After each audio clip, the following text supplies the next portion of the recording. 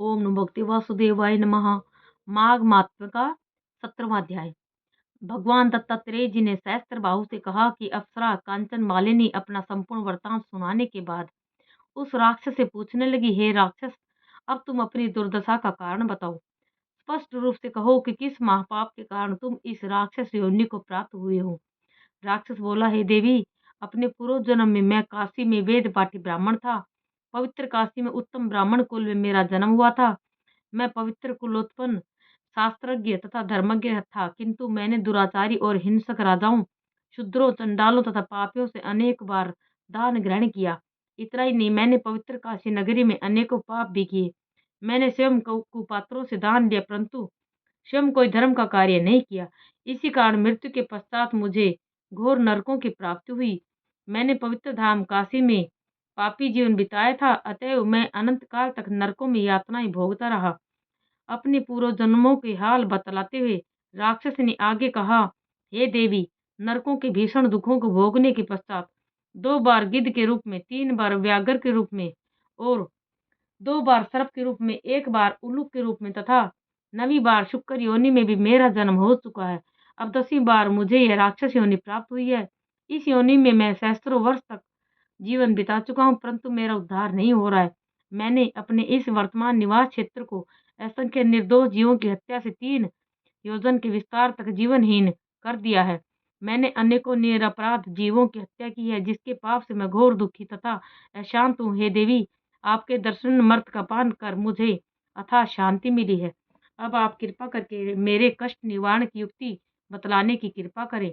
राक्षस के इस प्रकार दीनता पूर्वक निवेदन करने पर परोपकारी अप्सरा कंचन मालिनी कुछ देर तक विचार करके बोली, हे राक्षस, मैं तुम्हारे पाप कर्मों से अवगत हूँ। तुम्हारे कष्ट निवारण की युक्ति मेरे ध्यान में आ गई है। मैं तुम्हें अपने अगणित माघ स्नान के फलों का कुछ अंश दान करूंगी। इससे निसंदेह तुम्हारी मुक्ति होगी। माघ स्नान के अद्वितीय पुण्य का फल वर्णन करना देवताओं के लिए पूर्ण संभव नहीं होता। हे राक्षस, इस पुण्य फल का मुझे स्वयं अनुभव है, इसलिए मैं तत्काल तुम्हें अपने माघ स्नान का फल दे रही हूँ।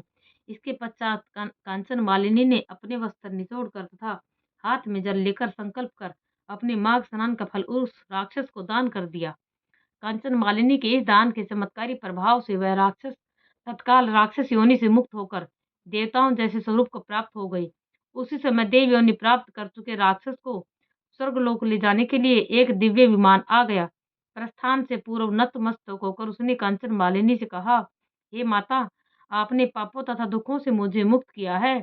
अब मैं ऐसे शुभ कर्मों का वर्णन आपके पवित्र वाणी द्वारा सुनना चाहता हूँ, जिनको करने से सदैव के लिए नरक यातना से मुक्ति मिल जाती है।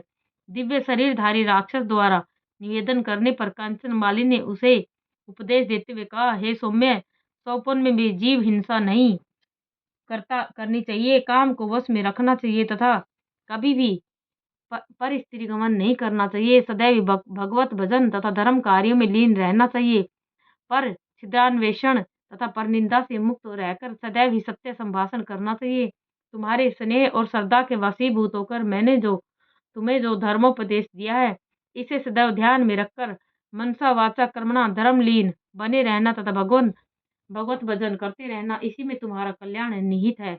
कांचन मालिनी का उपदेश सुनकर वह देव कायाधारी राक्षस बोला, हे भद्रे, आपका सदैव कल्याण हो। आप सदैव सुखी तथा प्रसन्न रहो। जब तक सूर्य चंद्र स्थित हैं, आप कैलाश पर्वत पर निवास करती हुई महादेवी पार्वती जी के तथा शंकर जी की कृपाएं प्राप्त करते रहें। ऐसा कहकर वह देव कायाधारी राक्षस विमान पर बैठकर देवलोक को चला गया तथा अप्सरा कंचन मालिनी भी आकाश मार्ग से कैलाश पर्वत पर चली गई। हे राजन, जो भी श्रद्धालु इस अध्याय का भक्ति पूर्वक पाठ करेंगे अथवा सुनेंगे, वे समस्त पापों और संतापों से मुक्त होकर सदगति को प्राप्त करेंगे।